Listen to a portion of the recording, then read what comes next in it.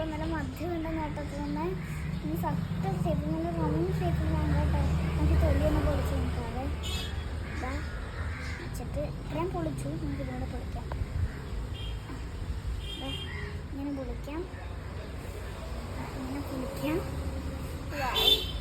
ആപ്പിളിൻ്റെ ആ ഒരു രീതിയിൽ അല്ലേ?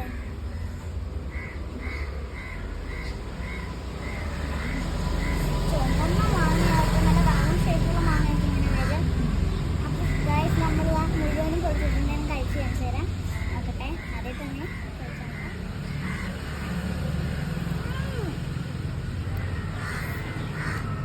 നല്ല മധുരമുണ്ട് ഗൈസ്.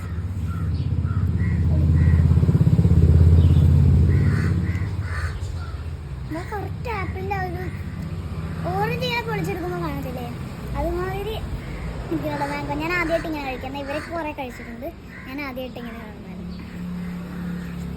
കണ്ടിട്ടൊരു വേറെ ഫ്രൂട്ട് പോലെ തന്നെ തോന്നും, പക്ഷെ ഇത് മാംഗോ തന്നെയാണ്. Bye bye.